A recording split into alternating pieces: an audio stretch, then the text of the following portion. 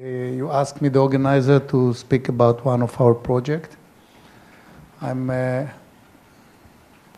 almost 17 years work in Ukraine, and I love this country. And I think those who don't love this country cannot do business here. This is a very unique country in the world. Not so easy to do business here, especially for foreigners.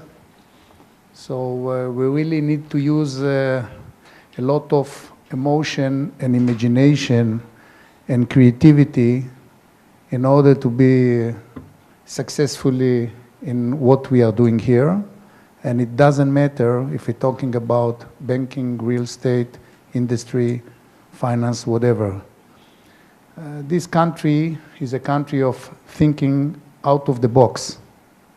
Those who are going to think standard will not be succeed here because the situation, the reality is changed, and it can be even, I may say, stronger than any movie that we saw in our life. Nobody could expect what will be in this country before 3 years ago, and I think nobody can know what will be 1 year ahead. It's very difficult to make a long-term business plan, and I'm sure each one of you face it when you decided to do business here or to invest in this country. I will tell you just one example of our business about the platforma. Now it's very famous, everybody knows. I'm sure most of you heard about this. But the idea and the exciting thing about the platforma is this is an old factory that nobody used in the last 20 years. And it's staying in the left bank of Kyiv, which is not the most prestige area, and industrial area. And nothing was there except some illegal business around us and a lot of dirt. And it was very unpopular place. Even though we have the Rinak next to it, when I met my friends in the city and I asked them, have you been in the Rinak, 95% of them say no. Nobody want to go to this area. In 2014, I was abroad in the middle of the crisis, in the middle of the depressed time. And I spoke with one of my managers and I asked him, what are you doing now? He said, I'm evacuating the market. And I heard that Russian tanks are coming to Kyiv. I say, did you see a tank? He said, no. I say, so why you made this decision? He said, we have 20,000 people in our area and the tanks are closed. I say, listen, stop it. Don't close the business. I'm coming. I want to talk with you. I came the other day. I came to Kyiv. I call him to the meeting and I tell him, listen, I'm coming from a country that we have almost 70 years. Every day we have problems. Every day, real problems. Terror attack inside the country, in the border. And we succeeded to continue our life normally. The restaurants is open. People going at night. People buying apartment. People continuing with their life. We not rely on rumors. And we need to face the situation. The situation is not maybe so clear, but we need to do something. We need to do something with ourselves. We cannot just close the business. We cannot be affected by the political situation. We cannot be affected too much by the border situation. So I collect everybody in our company and I say, we are living in a capsule. I don't care what will be with the hryvnia. We cannot face this high politic or macroeconomy situation, which of course it works against us. It cannot help for the business, but we need to face the situation. We need to pay salary in hryvnia. As my friends say, we collect also our rent in hryvnia, our income in hryvnia. We pay in hryvnia. Let's stay in the hryvnia. Let's not look at the dollar. Thanks God we don't owe nothing to nobody. And let's see what we can do here in order to survive. The example that I took from my country, because of all the problems that we had in Israel, in order to find a solution, we found a way to become a startup nation. Because all the solutions that we brought to all the problems, and we have many problems, it push us to think creative, with technology, with agriculture, with industry, with commercial, with everything.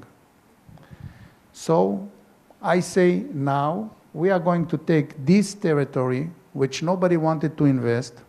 Unlike the macroeconomy that people didn't want to invest, people were a little bit in shock from the situation. Many people even were thinking about leaving the country. Nobody had the mood to do things, and I say now, against the macroeconomy, we are going to do something to create, first of all, the mood. I believe in the mood of the people. The economy also believes in the mood of the people. When the people have a good mood, they're willing to spend, they're willing to do. So we need to change the mood. The idea is to create, by having a good mood, to create certain traffic. And the traffic will bring you the business. If you know what you are doing, the traffic can create you a big future. And we decided to take this place, and we put in this place a lot of investment, first of all, to clean it. It was over 300 trucks to clean the dirt that was gathered there in the last 20 years. And we started to see the beauty of the place, and we decided to keep the place the way it is. And we started to put content. We are great believer on the content.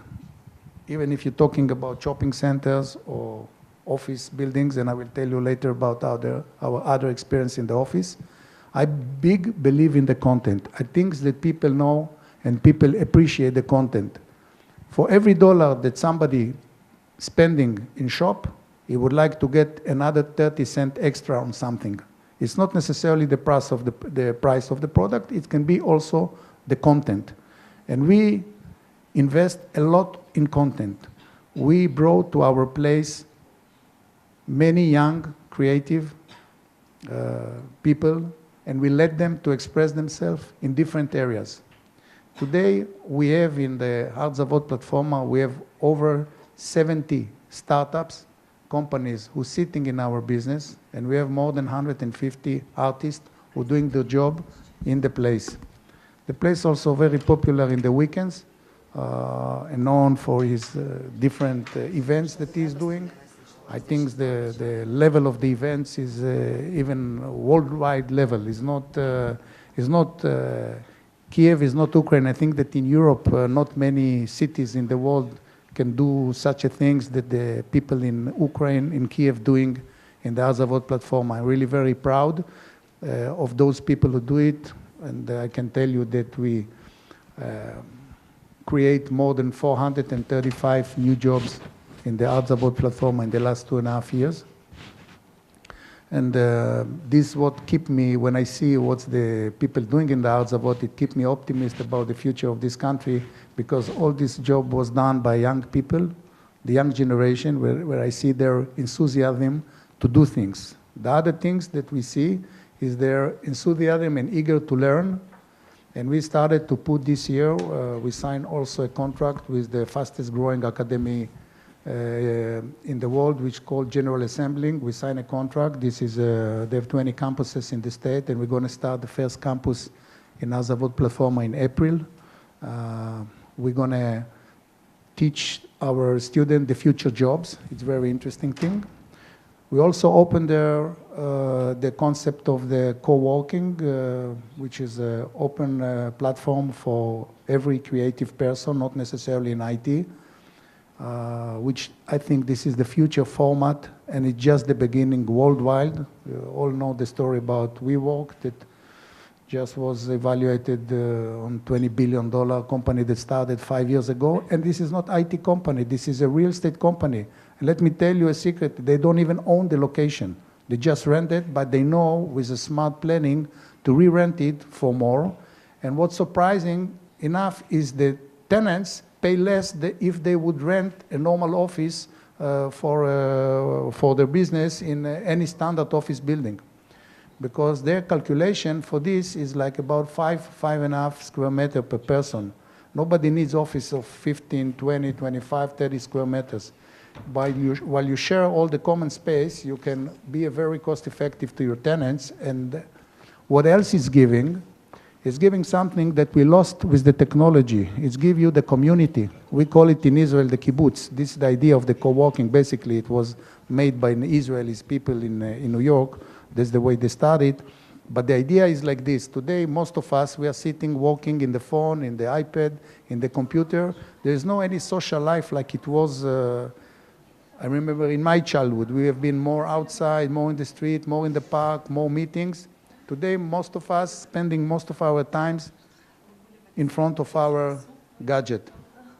So the co-working is giving you a chance also to socialize with people which are more or less in our area, in our age, or with the same enthusiasm to do new things in their life. So we develop also this co-working. Now we're going to open a new one in Leonardo. We render 3 floors, 6,500 square meters, and I hope it will be a very successful co-working. Basically, what I want to say, I'm sitting here with bankers connected to banks, financial people. I want to tell you that compared to any other investment which people are looking to do, maybe even overseas, or if people are looking to put their money in the bank and get some percentage, which today it's even minus in Europe, I think that in Ukraine, and I absolutely agree with my friend, it's not so difficult to do more than 20% in real estate in Ukraine. And I think all of us and all of you should concentrate, and when you're going back to your banks and talking with your colleagues, I think you really think you should to consider to collaborate and to see how we keep the money in Ukraine and how we invest the money in Ukraine. Real estate is a great vehicle to get a tremendous income for your investment. And if it's in real estate, if it's commercial real estate, if it's in office, or if it's in residential, if you work with the right companies, with experienced people who know what they're doing, and building quality, not those who building cheap, working on the volume, those who work on real profit. Yes, I think it's a great opportunity today in Ukraine for each one of us to reinvest, if it's a profit or it's whatever extra money you have, or if you talk with your clients in the bank. I think the idea to keep the money in the country and to reinvest in real estate, I think is one of the things that you should consider in a very positive way, and I will be happy to assist you if you need some help. Thank you very much.